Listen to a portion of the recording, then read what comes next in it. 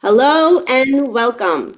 I'm so excited to be here with you, and I'm very grateful for this very platform that connects each one of us to new opportunities.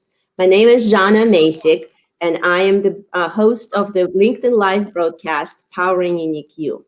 And today I am very thrilled to have a wonderful guest of mine, Ed Cohen, who is the publisher of Global Business News.net and broadcaster of the talk show, the Global HR Talk Show.com. Hello, Ed.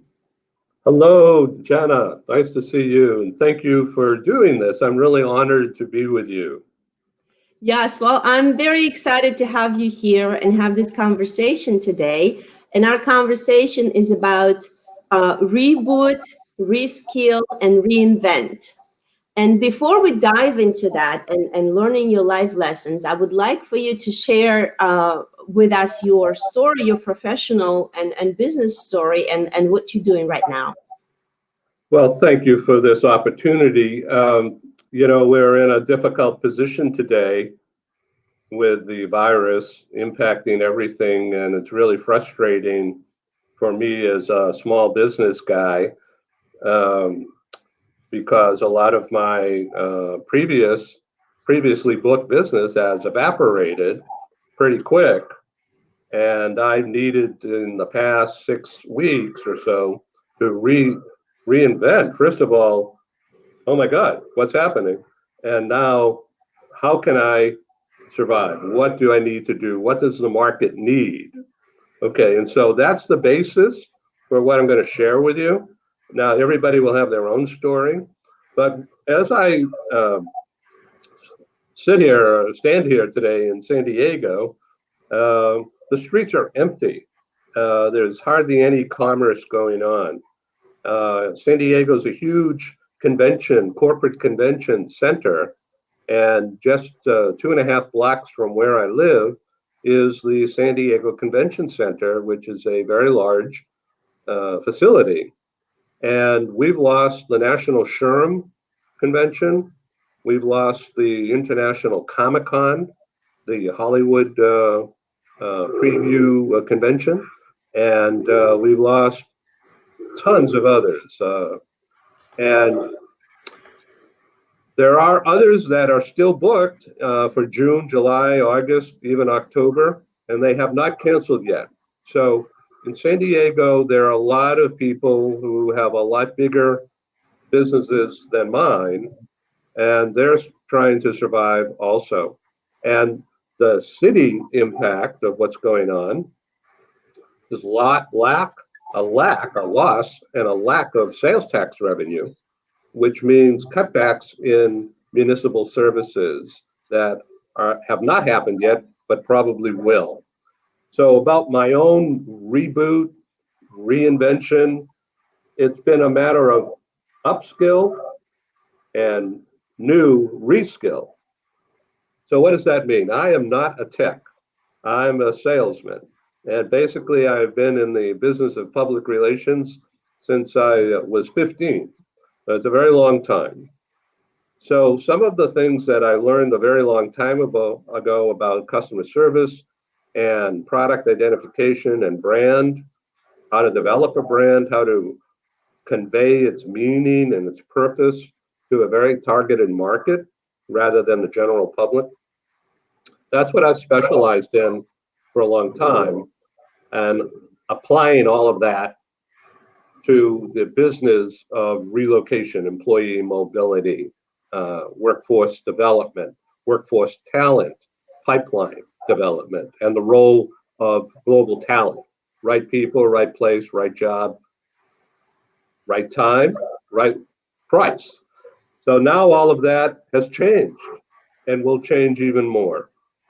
So consequently, our previous major business group was producing live training conferences, as you know. Yes. We've done a lot of them, over 300 meetings, including just since January 1 through the end of February, San Francisco, LA, Silicon Valley, New York, and Washington, D.C. all in that time frame. And they're all successful, thankfully, but nothing since. And other meetings that I've had planned for April, May, and June have all been canceled. So how am I going to make a living, and what am I going to be doing? So I went back to the basics, and I don't mean to bend your ear about all this, but I just want to get some perspective so people can understand the nature. So we're in the business of public relations, and advertising and marketing applied to the business of talent mobility management.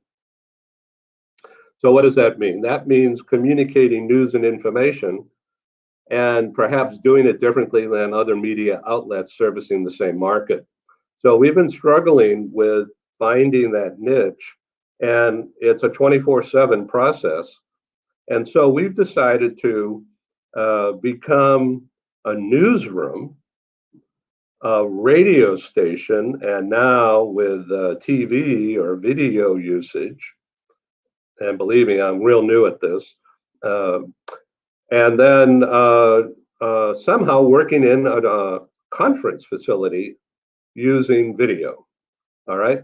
And so these are the areas that I've been focusing in on the past month, day and night, night and day, 7/24. And so what we've decided to do was to go back to the future. So that means selling ad space, banner ads,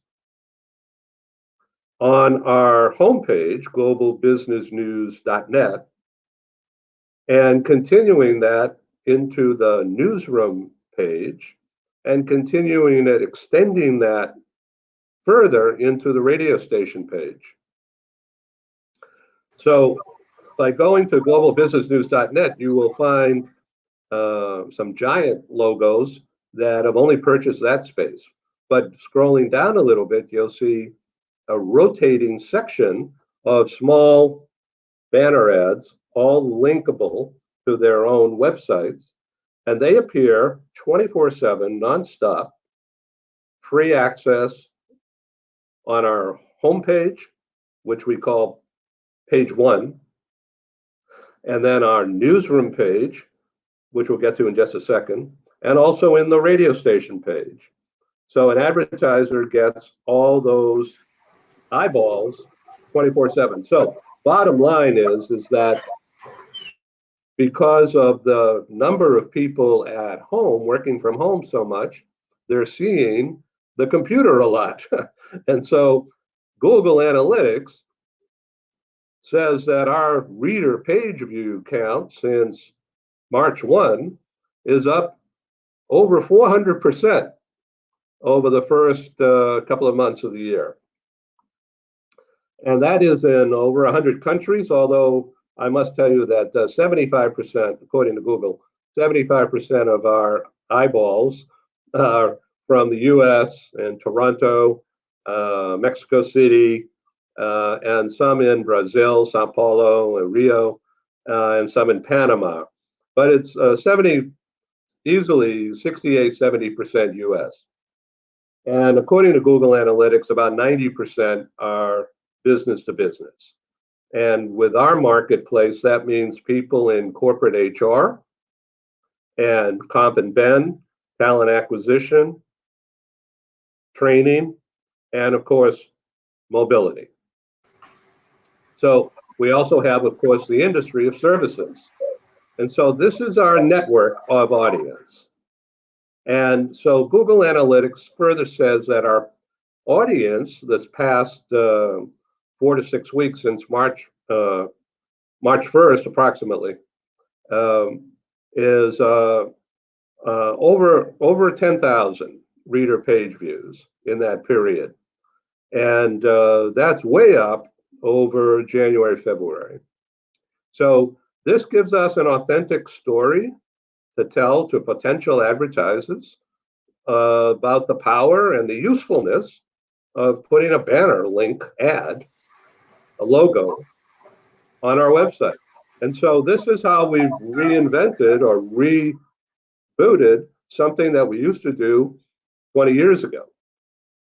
Yes, I would like to. I would like to touch on some of the things, and expand on some of the things you've shared. Thank you so much, Ed, for giving us this broad overview on your business, the struggles. How the current crisis have impacted your business, Yeah. and as a business owner, as a small business owner, I can imagine you're looking, and you've explained that you're looking for new ways to bring that opportunities, and what it did to your business is that you've got a much more views, you've got a much more people coming in and absorbing the information, the valuable information that you provide.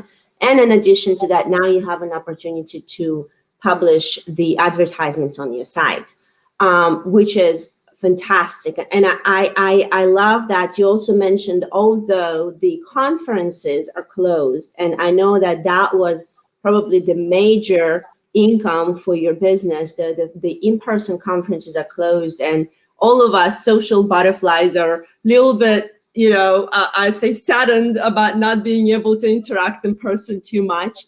However, I also know that you're looking, as you mentioned, you're looking at rebooting your business into virtual reality as well.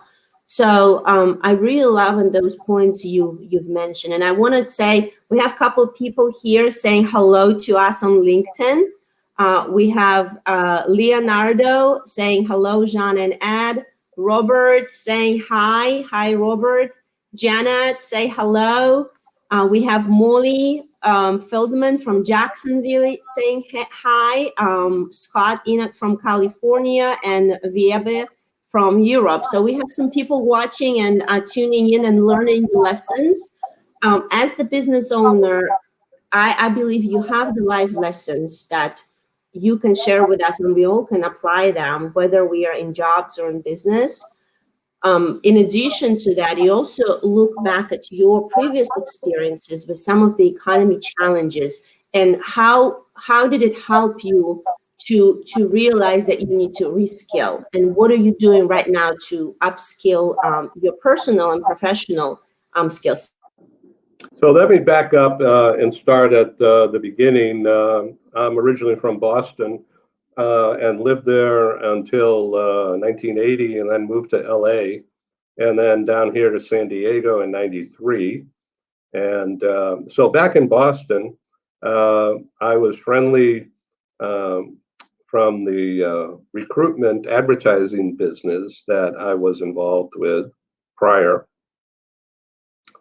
with some HR managers, although at that time they called them personnel managers and recruiters.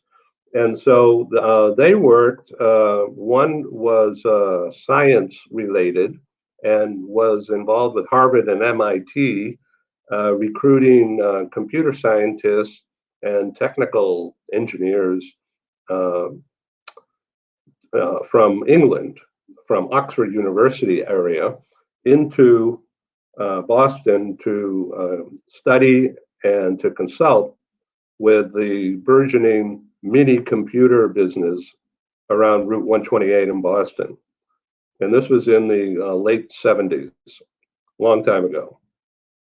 So the company, Digital Equipment Corporation, where my buddy was in charge of recruitment at the time, um, he said, we need help getting technical people from the Big Ten colleges across the US and from everywhere else to move to relocate to Boston. And I said, whoa, okay. And so, and then coincidentally, my other buddy, who worked at the Harvard MIT side of things in technical, he had a contract with a space oriented company uh, that was involved in recruitment of brainiacs, very, very smart people from around the world to work on guided missile launch systems for the military, for the Defense Department. And so between the computer development, mini computer, the desktop mini computer, uh, with one guy, and then the other guy, these science brains, uh, then they had the same problem of recruitment successfully, relocating people successfully into Greater Boston. Where would these people live? How would they find about schools? How would they learn about commuting? And so they said, help us out. You know, they know that I've been in the PR business and marketing and advertising all my life. So I said, well, if I develop a guide to communities, would you buy it? You know, and how many would you buy? And so they went back and did their homework, and I did mine. So we came up with the idea of a business which would be in my name because they couldn't be involved, um, but they would be on my board and advising me about what kinds of information to publish and when and how to do it for whom. In other words, there were three segments of recruit. Number one, the C level, in other words, executives, and they would relocate and buy a house, right? And so, in order to monetize that, those uh, that avenue, that pathway to monetization would be real estate brokers, developers, mainly real estate brokers in fancy suburbs around the computer areas, right, in the research areas.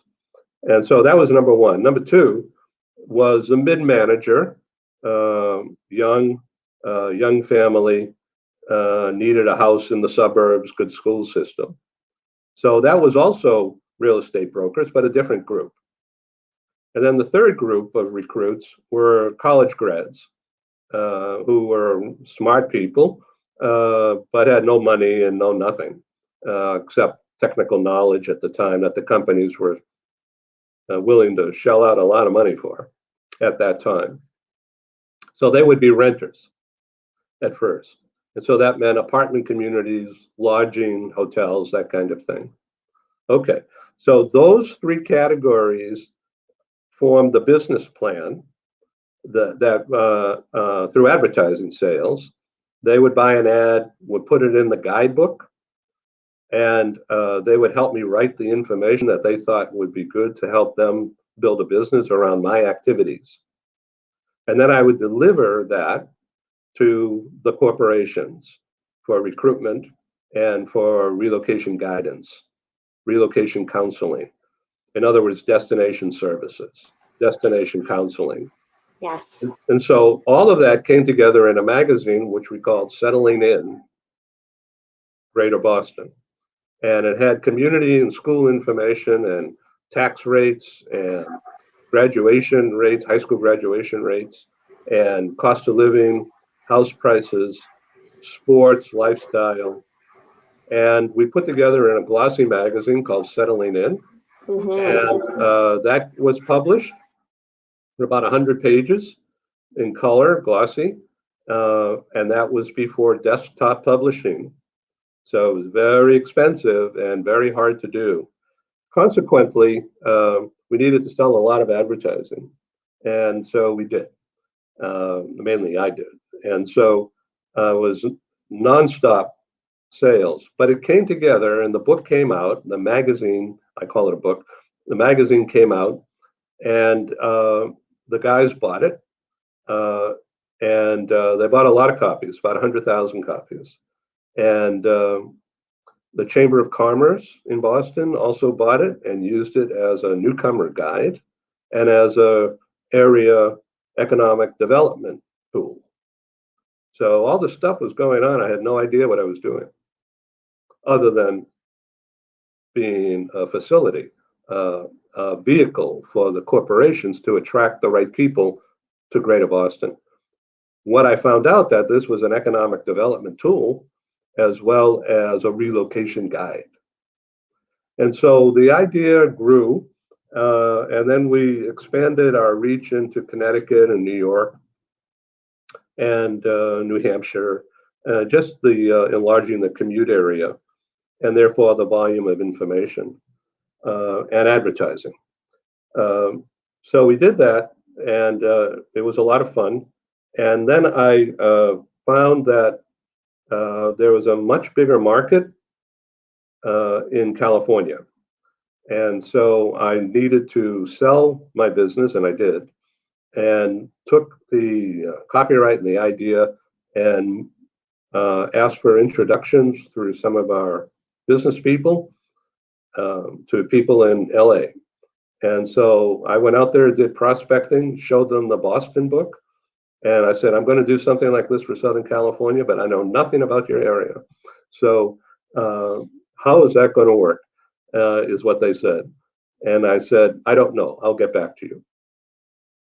And so I found an alliance with Century 21 Real Estate, and through the kindness of ERC at the time and Chris Colley at the time, they were very, very helpful and with introductions. And so I landed in LA in early 1980 and started California Bound Relocation Guide. And I had immediate advertising support from Century 21 Real Estate throughout the region. And that provided a financial cushion for me to survive while I scampered around Southern California, learning the freeways and meeting new people and meeting corporate recruiters and corporate relocation managers. At the time, it was a new thing. Okay, so I published that first edition in late 1981. And once again, it was a success. Many companies like Chevron and Ernst & Young, and the forerunner of KPMG was called Pete Marwick Mitchell. They used the books, and Paramount Pictures used the book. And I'm talking about the California Bound Relocation Guide. All right, so it was very successful right away. That turned out to be the forerunner of the conference business. In 1984, in a partnership with the LA Chamber of Commerce, we hosted our first live conference in the lunchroom of the downtown LA Chamber of Commerce. And I invited my advertisers and my corporate managers, corporate recruiters, corporate comp and ben people, corporate relocation managers. And they all came. And we put together panels. So we wound up with over 200 people in that first meeting in October of 1984. And that became the forerunner of local relocation meetings. And I called it California Bound Relocation Council. And then that has morphed over the years and grew into a much bigger thing. And so now it's Southern California Relocation, SERC, which is part of the ERC orbit. And I'm a member of that and an occasional sponsor after all these years. So I'm very happy to see them do a good job. So our first international event was in London in 1997, and then Paris in 1999.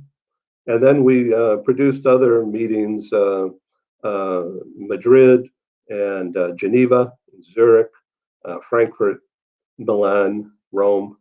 And most of our meetings, however, were back in the US, and also Toronto and Vancouver, British Columbia. And then in 2009, we started in Brazil, and we had the benefit of relations with the Hyatt Regency and also Ernst & Young, and also some corporate people that I met through ERC, and some referrals through the International Freight Forwarders Associations at the time. And so they helped me build a meeting for Sao Paulo and Rio. And so that was a success. We also produced meeting in Panama. And that was at the very beginning of the new construction of the Panama Canal, which is, of course, now finished. So we've had a lot of fun and a lot of experience meeting people from different cultures, cross borders, and in a business context. So we still have great friends, even from way back then. Well, Ed, I want to say your story and how you carried us together with your journey, your professional, your business journey is absolutely admirable. I want our viewers to give some applause to Ed. I think it's really amazing how you come to a new place and find a need and create something of value, then delivers value to the community, to the corporations, and also you are able to sustain your business and move yourself and your business forward. So that's really admirable. And I feel that with you sharing those lessons and your journey with us, we can all learn that no matter what situation we're in, it's looking at opportunities and looking at ways to upskill ourselves, to learn new skills, and also look at the problems that we can then create, find creative solutions and offer it to the community. That really would be a great service and a great business opportunity. And you have a lot of applause coming in on LinkedIn here for your ad. And we have some people also joining in. Additionally, we have Ludmila from New Jersey. We have Leonardo from Rio de Janeiro, Brazil. And we have Lynn from New York. And I'll be asking a question for you, Ed. Good. Question, we will be back on a kind of a normal in the next year, 2021, tend to believe we will see a significant decrease of volume of expat population globally, with hopefully an upturn back in the next year, 2021. Do you agree with this? What are your thoughts on this, Ed? It's kind of a smokescreen right now. We're not really clear what we're looking at, but I think that country manager level, senior project leader, normal long-term assignment will continue and actually probably become more important. Um, I think that many other relocations are not going to happen, that they're going to disappear for, I don't know, at least a year. I think it's going to be a real rough 6 months coming up for many, many companies because of the fear element. Normal people, regular people like us, are we going to get sick? I don't think we're going to die, but we're going to get infected somehow. We're going to be able to have a life that we want. What about the impact on our families? So I think a lot of companies are not going to relocate people. However, I see that business travel combined with work from home and virtual meetings like this will become absolutely dominant in every business. And I think that the need to stay away from crowds, but still have some contact is going to take over. However, I don't know if anybody has any magic sauce. So I think there's going to be a lot of trial and error. And I think like it's not ready, aim, fire. It's going to be ready, fire. Oh, let's aim and then fire again. Because people don't know what to do. And there's a lot of noise and misinformation and advisors who don't know what they're talking about doing too much talking now. So I think that extended business travel and short-term business travel will supplement international business transactions, just like you and I are doing this now. You're in Jacksonville, I'm in San Diego. 2 days ago, I had a similar meeting with a new client in Helsinki, Finland, and also another time with somebody in London, and I'm here in San Diego. And there's no reason why we can't have a relationship and to have at least some basic communication and idea exchange and product info exchange by virtual TV. Why not? But it's a matter of trust and getting to know people, and that comes with some degree of new training. And so I see a business opportunity. I think you do also.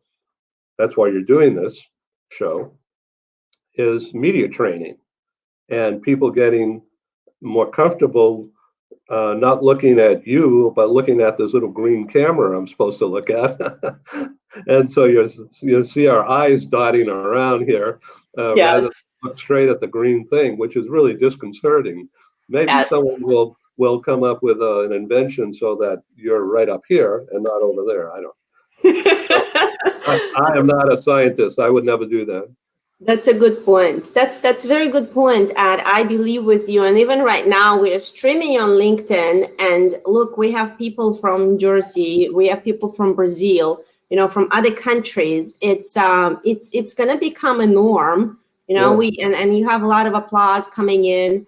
It's gonna become a norm to have this type of interaction, this type of conversations, and also exchange of the lessons. And one of the reasons why I'm doing this show is to encourage each one of us. We have a perspective and unique voice that matters, and we have a life lessons and professional lessons that have helped us. And when we share those, I firmly believe we can encourage others. And maybe something that I've struggled with 10 years ago, or you struggled with 15 years ago and figured it out, now somebody coming up with a small business and you sharing your perspective and how you were able to adapt and reinvent yourself, learn new skills throughout.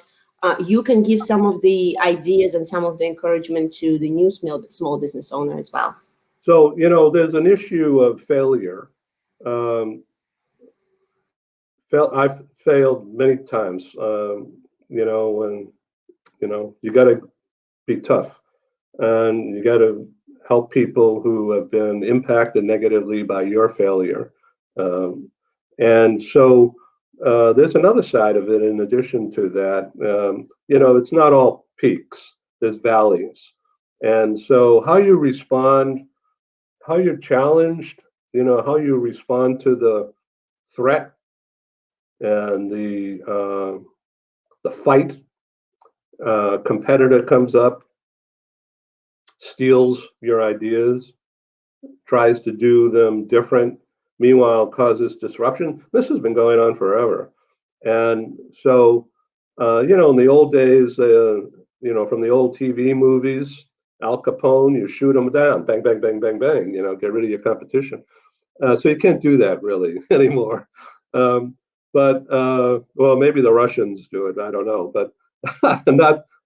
I don't mean anything bad by that, but but you sue them, or you threaten to, or you work it out. Better to work it out and maybe form a partnership, or figure out how to co-operate.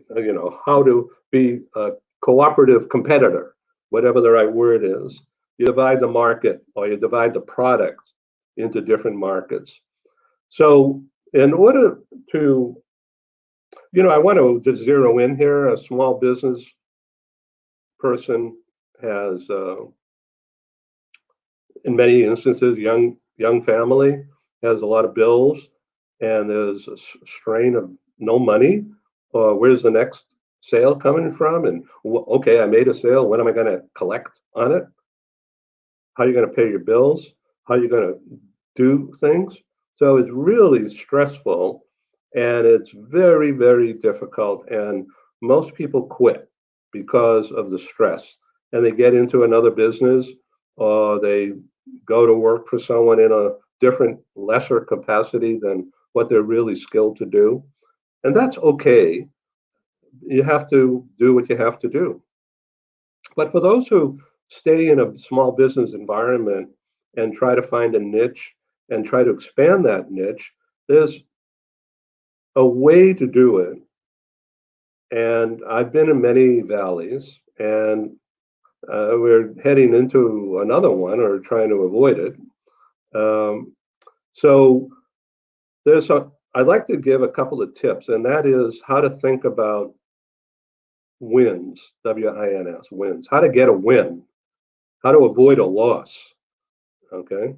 So in wins, you have to divide your projects into small bits, very small pieces, and achieve on that small piece. That's a win. And then the next project could be part of the same big picture, but you divide it up into bits, into people you have to talk to, or specific things to get across, a message to get across, and effectively, not from your point of view, but from the listener's point of view. And that's called communication. And then develop the next level, the next win.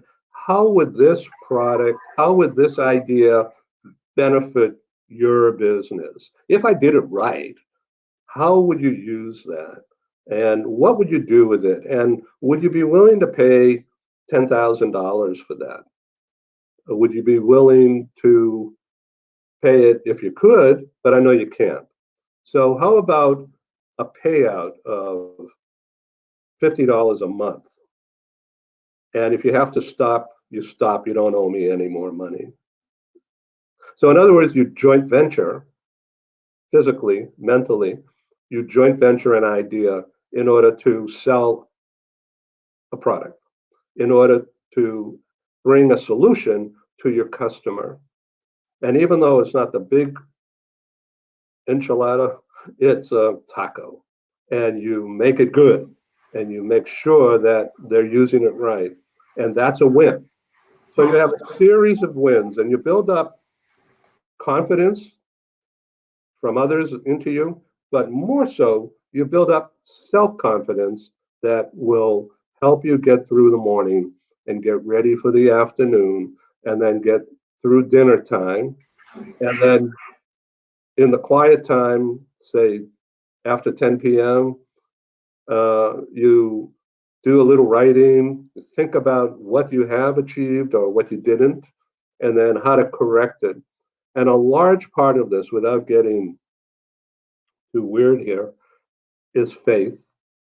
Doesn't matter what kind of faith, but faith and belief in asking for help in some kind of a spiritual way that's sincere.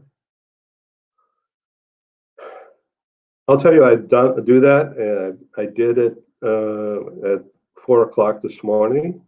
One of those times you wake up and you say, okay, now I got a challenge. How am I going to solve this? Or what about this? Okay. And then, next thing I know, it's not 4 o'clock, but it's 7:15. And somehow those couple of hours went by and I didn't think of anything negative or bad. And I woke up and it was a new day. And so ready to face today's challenge. So as a small business operator, yeah, this goes on. Even if you're in a big company in a structured environment, you still have the same challenges, only they're different. Yes. So think of the small wins, go for the small wins, go for many of them. And a lot of that is asking your target or your customer or your prospect, what's your biggest challenge? Can Yes. what I'm doing help you in some way? And will you be willing to pay something? Because this is the currency. I can Yes. assist you. Okay, so anyway, I've talked too much. No, this is really good. I think this is really practical advice, whether you are in business or whether you are in a job. It is very easy for us, especially right now in these constraints that we're in, almost feel like a prison in a way, right? We cannot get out of the circumstances, and the whole globe are in these circumstances. It's very easy to dive into the negativity, to dive into the lack and what I don't have, and what bad things are happening. And I like your approach to pivoting and give yourself a space and consideration to see what are the small things that I can accomplish throughout this day. Focus on what's right in front of you today. Don't be worried about tomorrow, months, or 3 months from now.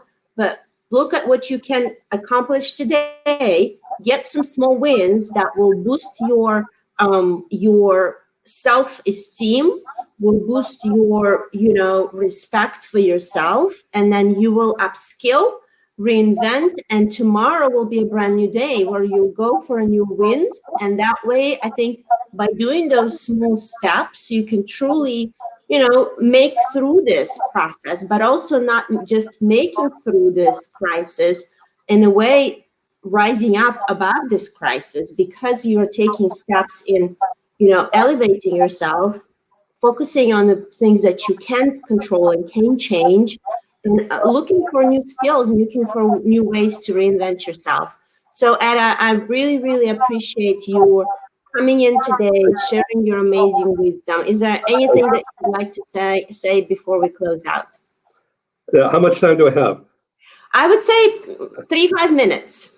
Okay, real quick. So on this Monday, I am producing a global TV, is what I call it, global TV talk, and it's not going to be public. It's a private meeting, a recorded meeting, and then we'll edit it, and then we'll put it up on our site for public viewing with the approval of my clients. We don't do anything without approval, and that's a customer service for them and also for me, so I don't get sued. So we have to be careful here, don't we? So here's the deal. My client is in the international household goods business, but not an actual mover, but a service provider. And they have a unique product, and they have hired my company, me, to be a public relations advisor, and they're also an advertiser, and they are also a conference co-sponsor. They're also an editorial contributor. Okay, so briefly, what they're trying to do is introduce their new product to people within household goods around the world. Okay, and to win business. So it's not easy in this economic climate.